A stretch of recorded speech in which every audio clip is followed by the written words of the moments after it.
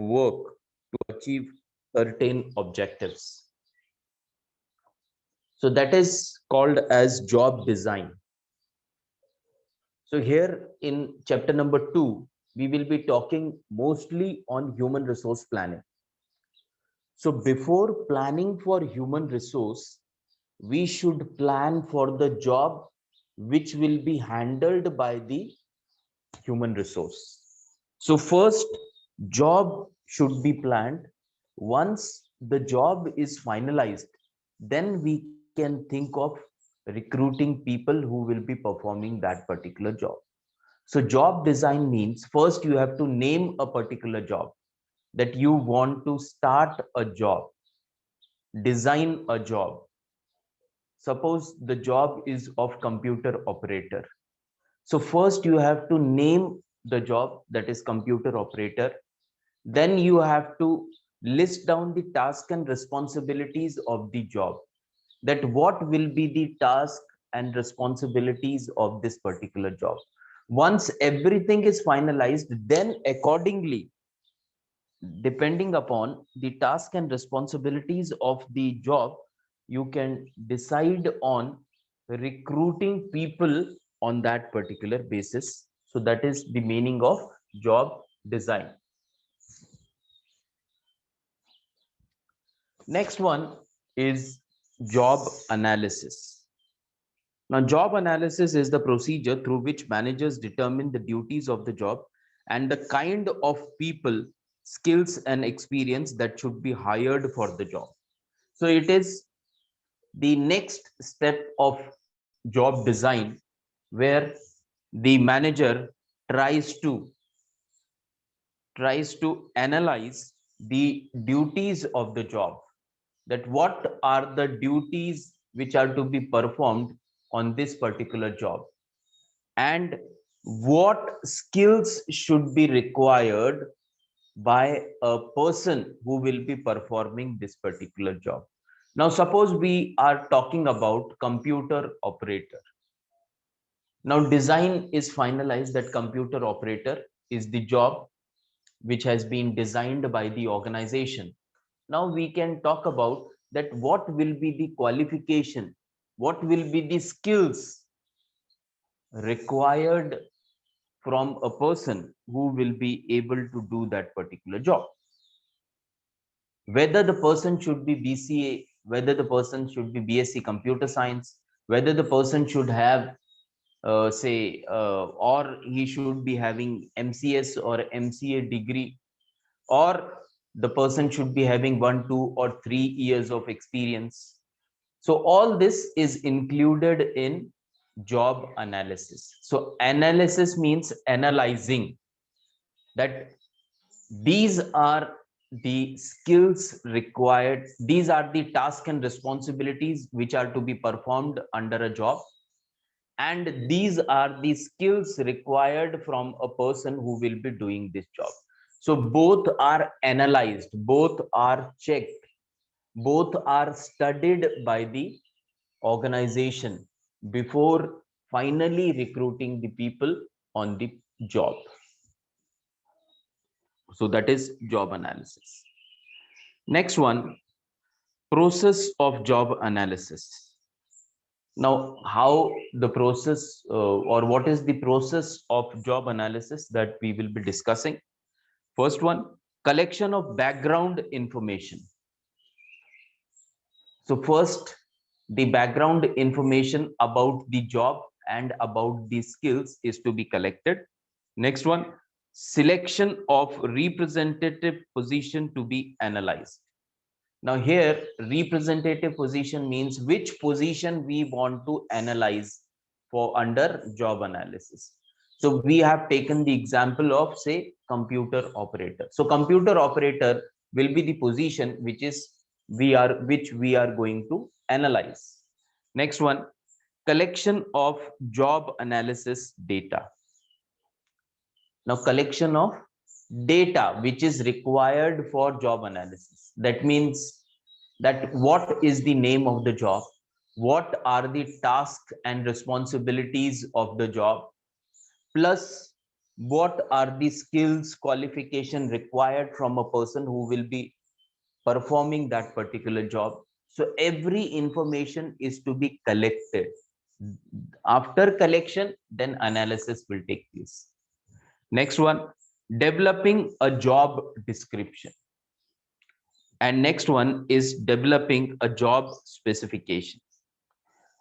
So job analysis can be divided into two parts. One is called as job description and the other one is called as job specification.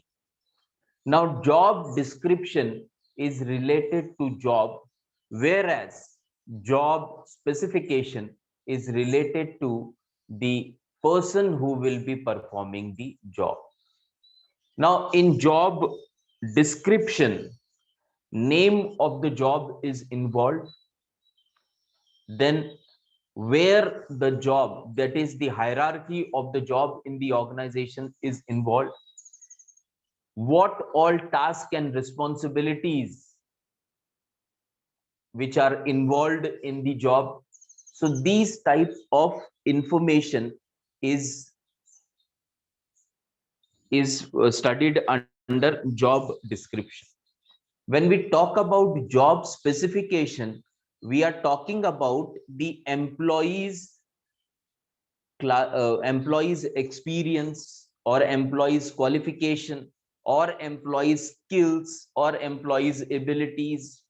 So all this related to employee, we will be discussing under job specification, and everything related to the job we will be discussing under job description. So that is the two sub points under job analysis. Next one is developing job specification. So developing employee specification. Employee specification means that what all is expected from the employee.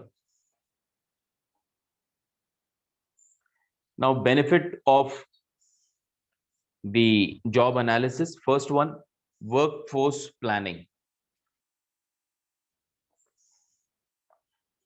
Now, with the help of job analysis, it will be easier for the organization to plan for the workforce, that how many people will be required in the near future and in the long run for the organization. The organization will also be knowing that which are the jobs where employees are to be recruited, and on these particular job, what will be the qualification or experience expected from the employees who will be employed on those particular jobs. Next one, succession planning. Succession planning, we have already discussed that it is planning for the key position of the employees in the organization. Next one, training. When job is properly analyzed and on the basis of those analysis, the task and responsibility of the job is listed under job description, and same thing is matched with those under job specification. That means for computer operator, the task and responsibilities are listed by the organization, that the position will be called as computer operator. These are the tasks, these are the responsibilities which are to be performed by the computer operator. And on the other hand, under job specification, it is mentioned that the person should be at least he should have done his BCA, then the person should have handled this qualities he should be having, and the person should be having at least 2 years of experience. So if both the things are matched, if task and responsibility and the qualification and experience of the person is matched and analyzed, and after that the person is being hired by the organization, there are more chances that the person will be profitable or productive for the organization. Now, if people are selected by such systematic manner, then training can be properly imparted to the people. Next one, employee development. We have already discussed that when we talk about employee development, we are talking about developing the managerial staff. Next one, compensation. Compensation in HR, normally it means salary and benefit. It is not the say payment which is done to the employee who meets with an accident during the working hours. So that compensation is different. Here in this compensation, we are talking about salary which is to be paid to the employee for the work done by him in the organization. Next one is performance appraisal. That also we have discussed. What is performance appraisal? It is nothing but evaluation of performance of the employee by the organization. Next one. Now we will talk about the difference between job description and job specification. In brief, we have discussed what it is. Now we will be talking about in detail. So job description contains information and fact about job identification, that is job title, location, job code, short name, department, and code. So everything related to job, that is what will be the title of the job, where the job will be located, that is the hierarchy of the job, what will be the code of the job. Normally there is a practice in organization that every job is given a code. Suppose computer operator is the job, the code can be CO, computer operator, or it can be anything. For example, we are just taking an example that CO02 is the code for computer operator. So codes are given, then short name is given. Short name can be computer operator can be called as CO. Then department and code, department code. So everything which talks about job is to be included in job description. When we talk about job specification, what it includes: job specification contains information and facts about education, experience, training, initiative, and physical efforts. So in the job specification, we will be talking about education, we will be talking about experience, training, initiative, and physical efforts. Now physical efforts means rest, education, experience, training, and initiative are very simple. So here we are talking about the expectation of from the employee, that what should be his educational qualification, how much experience he should be having, whether the person requires training or not, what type of initiatives he or she will be taking when recruited by the organization. So that is covered under job specification. Some of the job we are talking, we are saying that some of the job, not all the job, but some of the job do require physical efforts. Not all the jobs, but some of the jobs. Now, some of the job means that there can be a job which requires that heavy weight, a weight of say 20 kg, 30 kg is to be lifted from one place to another place. And this lifting is to be done physically. Machines are not involved because it can be a small space, and because of that installation of machine could be a problem, and because of that physical efforts are required. That means a person who will be employed on that particular position has to lift certain weight from one place and shift it to the another place. So that is physical efforts. So in some cases where such is the demand, such is the requirement of the job, there only physical efforts are taken into consideration, otherwise not in every job. Now, next is job summary, brief job contents, authority, responsibility, and hazards. So that also we have discussed that under job specification, brief summary of the job, that what are the expectation or what are the tasks involved in the job, what are the responsibilities under the job, what will be the authority under the job, and what are the hazards also. Hazards means dangers, whether any danger is associated with the job or not. If it is associated, it should be mentioned in the job description that this is a danger which is associated with the job. Next one, relation to other jobs. That means in under hierarchy, that relation with superior peers and subordinates. Next, under job description, the machine, tools, and equipments used to do a particular job is also mentioned. So when we are talking about job description and job specification, everything is in written form. Suppose the job is of lathe machine operator. So under that job description, the title of the job will be there, then code of the job will be there, short form of the job will be there.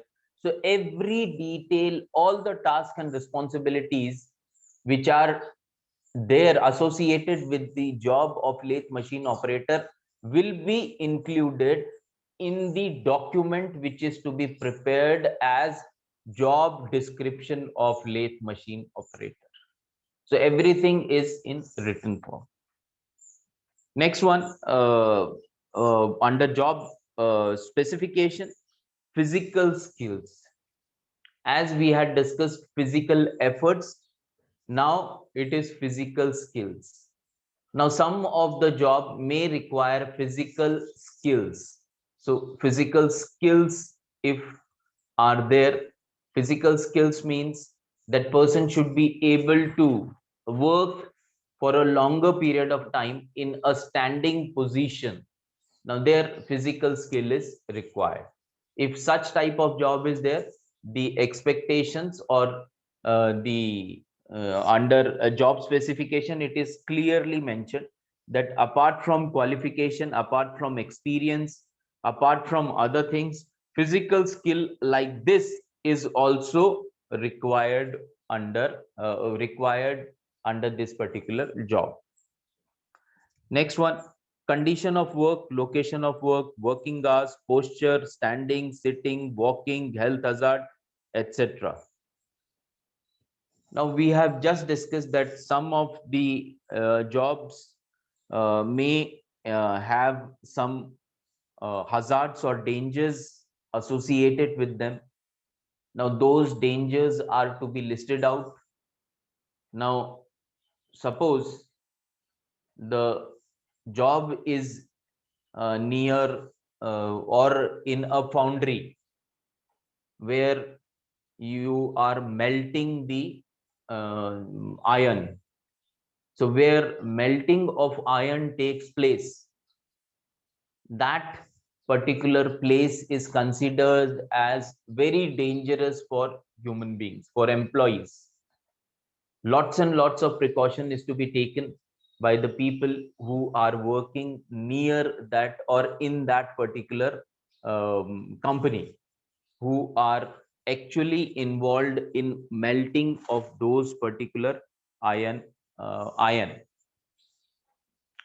Now that is called as health hazards. What type of health dangers are associated with the job is to be listed under job description. Whether what will be the working hours, whether it will be 6 hours, whether it will be 4 hours, whether it will be 8 hours, it should be mentioned. Then posture, standing whether the job will be in standing position or sitting position, or it will be combination of standing and sitting. So everything is to be mentioned. Next one, responsibility. Under job specification, what are the responsibilities expected? Communication skills. Now here we will be talking about that communication skills. Here in this particular case, it is communication means that how the person is having command over a particular language. So it can be suppose if managerial staff is to be employed, that he should have a good hold over English language as well as the language of the local language, because not only if the person is having hold over the English language, and the person is suppose a marketing manager, or if he is HR manager, and who is often supposed to interact with the other workers in the organization or lower level employees in the organization. At that particular time, it will not be possible for him to work effectively if he is unable to communicate in local language with the people who are unable to understand his fluent English. Next one, some of the job they do involve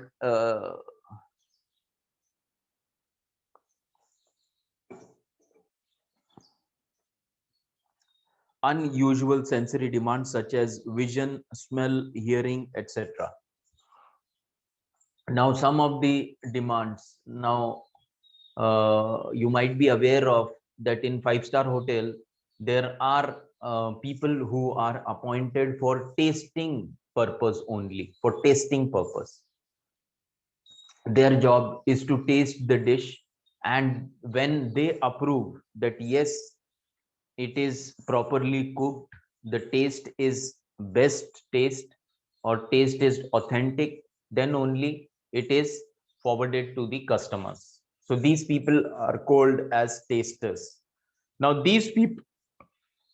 sorry these people are appointed as tasters because of their say their powerful sensory organs. They are able to taste well, they are able to smell well. That is why they are being appointed in these organizations. Now the companies which are manufacturing say ice cream or chocolates, these people are also employing tasters in their companies, because with the help of these tasters, not only the company is trying to maintain the quality of existing product, but they are also trying to come up with new products. So these are the people who are responsible for adding to the brands, or adding another product to the chocolate industry, or to the ice cream industry, or such type of industries. Now we've some of the job they involves that such exact vision, this vision should be there. Now suppose if the job is of say pilot. Now for the purpose of the employment as pilot, the vision is fixed that you should have this much of vision. If you have, then only you are selected. If you complete the other formalities, if you complete all the other things, that you have completed the tests, you have completed the physical checkup, you have completed the medical checkup, everything you have completed, and if your vision is not up to the mark, then also you will not be selected for that particular position, because the requirement is that you should have this much of vision. Then only you are eligible for the position of pilot, otherwise you are not. Same is this case with tasters also. if your sensory organs related to smell, related to your tastes, if your taste buds are very powerful, then only you have a opportunity as a taster in a five-star hotel, or in ice cream industry, or in chocolate industry, or in other related industry. If your taste buds are not so powerful, if they are normal, or they are just like a normal person, then you cannot be employed as taster in these industries. Now this was the difference between job description and job specification. Now we will move on to how to write effective job description. There are certain steps mentioned that we will be discussing now. First one, determine the major functions. That means title, group, and duties. First, when we are writing the job description, please remember the term job analysis. What is the meaning of job analysis that just we had discussed? Then job analysis can be divided into two parts. One is called a job description, the other one is called a job specification. When we talk about job description, it is related to the title of the job, name of the job, position of the job, hierarchy of the job, task of the job, responsibilities of the job. When we talk about the job specification part of under job analysis, the second part of job analysis, we are talking about qualifications required, we are talking about responsibilities required, we are talking about sorry, it is not responsibility, it is qualification required, skills required, then the experience required, then whether the other demands which we just now we had discussed, that powerful taste bud for some type of job, powerful taste bud should be there, proper vision should be there. So all these things are included under job specification. So we are talking about how to write an effective job description. First one, determine the major function. That means title, group, and duties. So first we have to name the job with a particular title, that what will be the title of the job. Now if the organization is starting with a new job, then they have to first name the new job. Next, determine the percentage of these functions in relation to the total job. When we talk about the duties and responsibilities, we have to list down that how they are involved in that particular job. Next one, for each function, determine duties not more than 6 to 8 duties. For every function, 6 to 8 duties are to be mentioned. Next one, determine the frequency of each duty, daily, weekly, or monthly.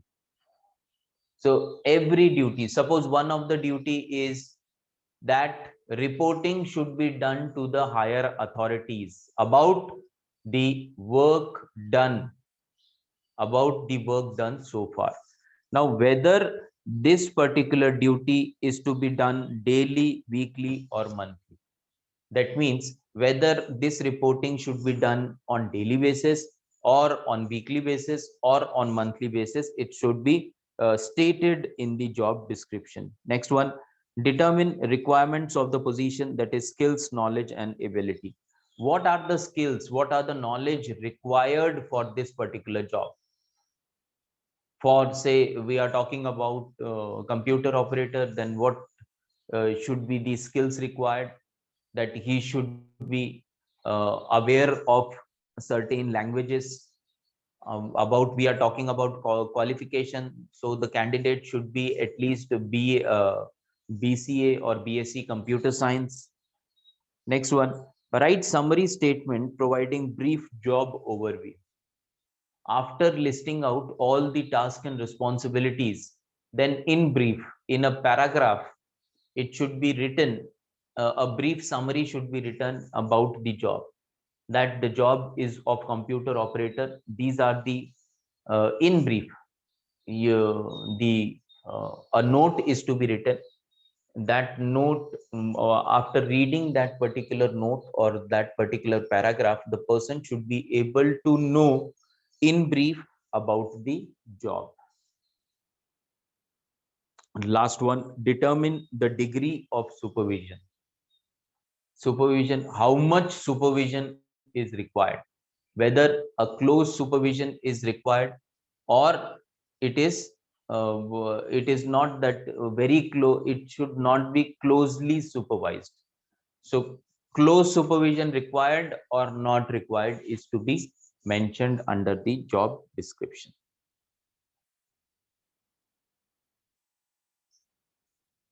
Now we will move on to job characteristics model, which was developed by Heckman and Oldham. Now this particular job we will be discussing. So we will be starting with core job characteristics. We are talking about, please remember, now we are discussing about job description. Job description is related with the responsibilities, the tasks which are involved in a particular job. So for job characteristics model, Heckman and Oldham, they have given core characteristics. That what are the core characteristics? First one is skill variety, task identity, task significance, autonomy, and feedback. So skill variety, what type of skills a person should be possessing, that is included under core job characteristics. Core job characteristics means most important characteristics or most important requirement of the job. If the person is having these requirements, or the person who can meet this requirement, then that person can only be thought of recruiting in the organization. If that person is not having these most important core job characteristics, then that person cannot be recruited for that particular job. Now, first one, skill variety. What type of skills the person is having, whether the skills which are required for the job are matched with the person. If the person is having those skills which are required, then only he can be considered for that particular position. Next one, task identity, whether the person will be able to complete all the tasks which are listed under the job description. Next one, task significance. What is the importance of these tasks?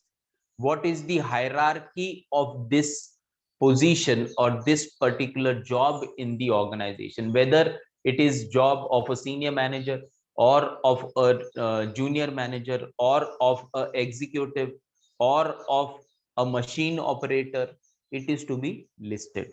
So when we talk about these core job characteristics, critical psychological states required is experienced meaningfulness of the work. If now what critical psychological states are, it is very simple. Once the person is having skill variety, once the person is having task identity, he knows what task is to be performed, then what he will be achieving, or he will feel, if on the basis of this a person is employed, his skills are matched, and if it is believed that yes, he can perform all the tasks because he is having required skills, then the person who is recruited, he will be able to do his job comfortably, it is expected, and he will experience meaningfulness at the work. Meaningfulness at the work means when both job description and job specification are matched or go hand in hand, then only meaningfulness of work can take place.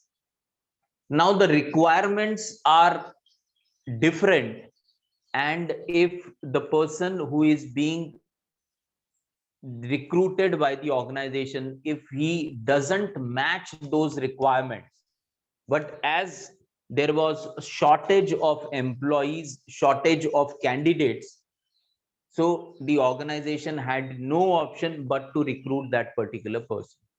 If such thing takes place, then we can say that it is not, the person will not be enjoying the work, and he will not experience meaningfulness of work. Next, we will be talking about autonomy under job characteristics, autonomy and feedback. Autonomy means that how much freedom is being given for to a particular job. How much freedom? कितना freedom दिया गया है एक job को करने के लिए, that is autonomy. And if autonomy is more, the person who is doing that job, he experiences responsibility. If authority is more, that you decide your plan how to achieve this particular target, the organization is not giving the production manager or say a marketing manager that how they should be able to achieve the target. Target is being shared with them, and they are given the authority, they are given the autonomy that you decide your strategy how you will be able to achieve that target. So when autonomy is given, when freedom is given, automatically it will lead to what? Experienced responsibility. The person will feel that if the organization is believing in me, if the organization is not dictating terms to me, they are giving me freedom, they are giving me free hand, that you decide your strategy, you are complete, you have been given complete freedom to decide your strategy, your policy to achieve that particular target. So that will lead to what? That will lead to experienced responsibility. Automatically the person, the HR, the marketing manager or the production manager will feel that they are having certain type of responsibility towards the organization, and that responsibility is what? They have to prepare such strategy that they will be able to achieve the target. So that is called as experienced responsibility, which is associated with autonomy. Autonomy is nothing but freedom. Next one, feedback. Knowledge of results moderated by employee. Feedback. Feedback is to be shared, and with the help of feedback, knowledge of results is known, whether the employee has achieved the target or not achieved the target, that is known to the organization. Now we will move on to the last thing, and that is personal and work outcome. First one is high internal motivation, high satisfaction, and now high internal motivation. When high internal, everything is interrelated, please see that everything is interrelated. When high motivation will take place, when high satisfaction will take place, when the skill variety, skill identity, skill task significance, autonomy will meet with what? Experienced responsibility, experienced meaningfulness of the work, then automatically it will lead to what? High internal motivation and high satisfaction. If the person is possessing the skills required for the job, on that basis only the person is recruited in the organization. The person knows how to do the job. As he knows how to do the job, the results are better.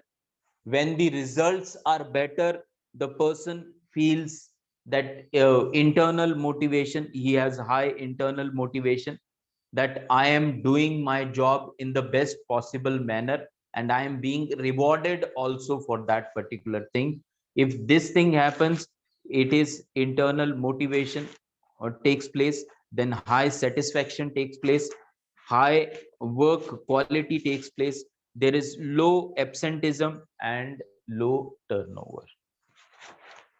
So the main, in brief or in simple word, what is the, in brief we can say in 2 3 lines, what is the outcome of this particular thing is that this particular model is based on the relationship, how you handle these two things. One is job specification, job uh, uh, characteristics, or what we say is job description and job specification.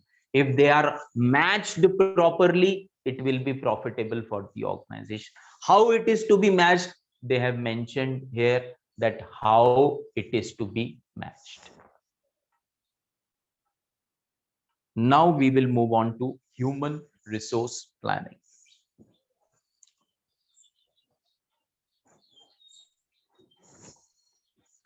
Now, human resource planning, first we will take up the definition. What is the definition given for human resource planning?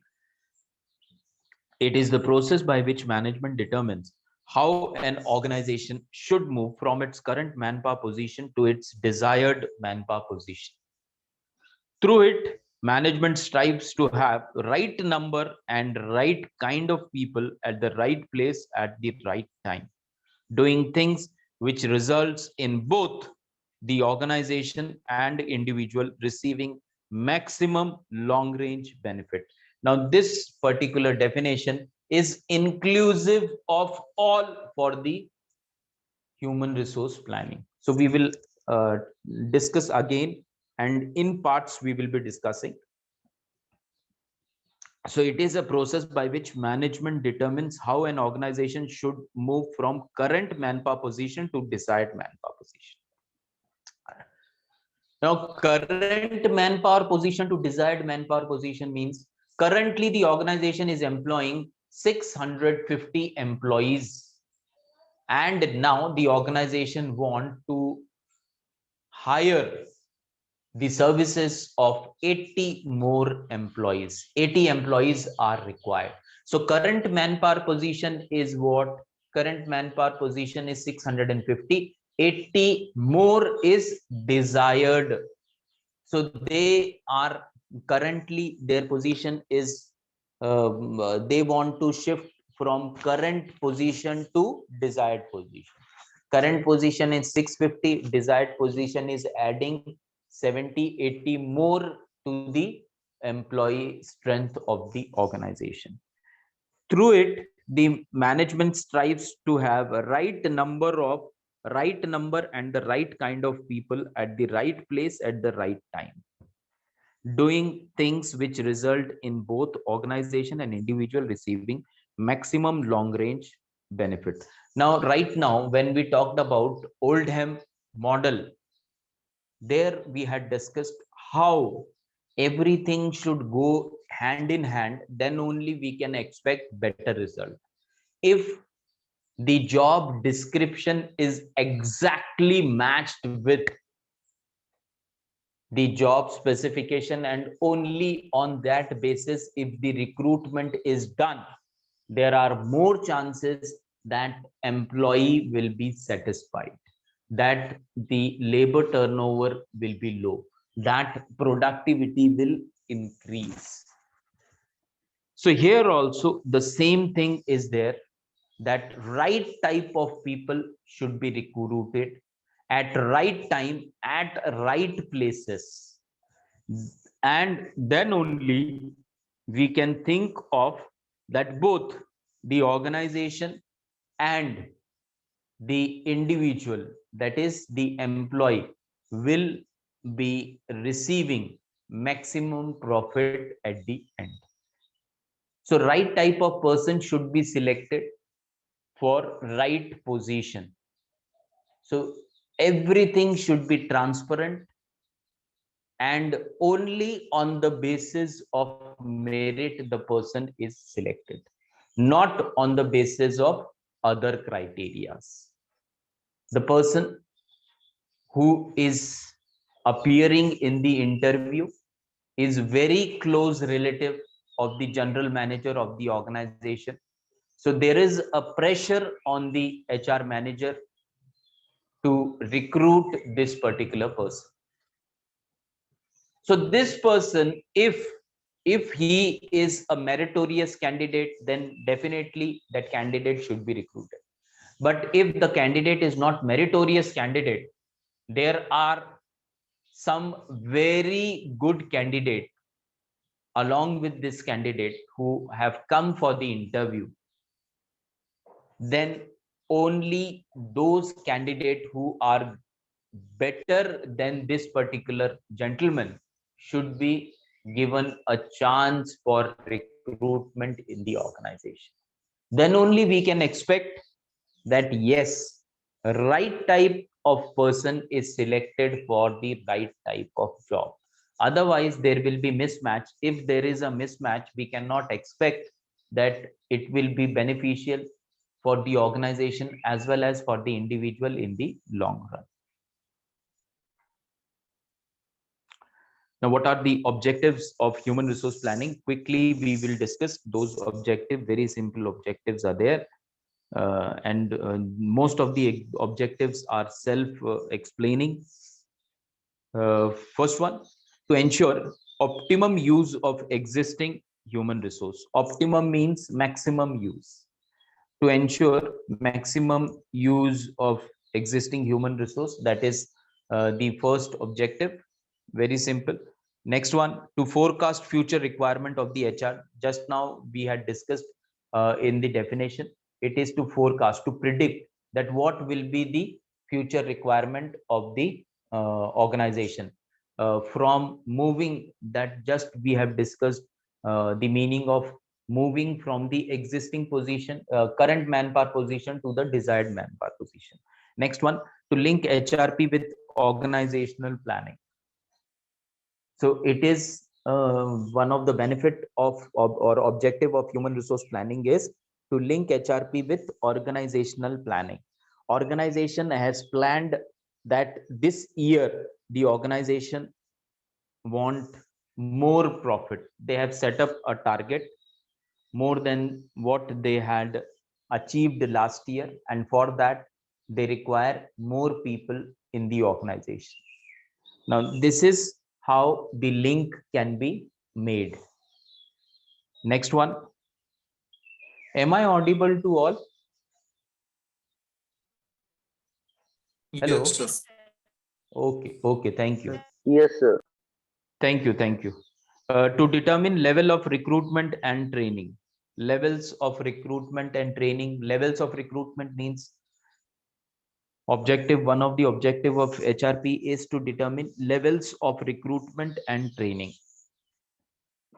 Whether the recruitment will take place in, say, 1 round interview, 2 round interview, 3 round interview, it is the objective of the human resource planning, as well as what type of training and what will be the duration of training which will be provided to the newly joined employees. Next one, to estimate cost of HR and housing needs of the employee. So in all the organization, this is not taken care. Housing needs of the employee, in some of the organization, they do take care of housing needs of the employees also. So another point is to provide a basis for MDP. MDP is Management Development Program. Now this is being given, this is being provided to the managerial staff to facilitate productivity bargaining. Now, to facilitate productivity bargaining means that with the help of human resource planning, if planning is properly done, if employees are recruited in the organization and only on the basis of their merits. And if they are productive, and if they are making the organization profitable, then it will also facilitate productivity bargaining, where the representatives of the employees and representatives of the organization, they can bargain on the basis of productivity. Now, how this bargaining take place? It is very simple. The employees are bargaining on the basis of productivity, that if we increase the productivity, then we expect this much of incentive. And if such type of bargain, this bargaining is called as productivity bargain, that we promise you, the organization, the employees are communicating with the managerial staff or the management representative, that we promise you that we will increase the productivity to this level, but in return we are expecting this from your side. So that bargaining is called as productivity bargaining, to meet the needs of expansion and diversification programs. Now, it is very essential. Human HRP or human resource planning is essential for the needs of expansion and diversification program. If the organization wants to undergo expansion, then again HRP, human resource planning, is required. If the organization is going for diversification, that means they are entering into some other business or different business, then also human resource planning is required. Last one, to assess shortage and surplus of HR. So one of the most important nowadays of the objective of human resource planning is to assess shortage and surplus of HR. So there should not be any shortage of human resource, as well as the organization has always take into account that it should not happen that the employees are in surplus also. Shortage nahi hona chahiye. Yes, the organization should see to it, because if there is shortage of employees, the organization may not be able to achieve the target. But it is the responsibility of human resource planning department or HR department, they have to see to it that there is no surplus also in the organization. If there is surplus means that more people are there in the organization and less work is available. That means 50 workers are there in the organization, only 40 workers are provided with work. As there is shortage of orders or shortage of work, only 40 workers are being provided with work. Remaining 10 workers are not having any work. So these 10 workers will be called as surplus, as they are now not producing anything, as they are not productive. It will add to the loss of the organization. So organization has to see to it that there is no shortage as well as there is no surplus also. Now, next, need and importance that we will be taking up for discussion tomorrow. We will stop here as we are coming near to the end of our time. So we will stop here. Tomorrow, once again, when we will be meeting at the same time, we will start from need and importance of HRP. Thank you all for joining today's session. We will meet tomorrow again at 6 a.m. Thank you. Thank you, sir. Thank you.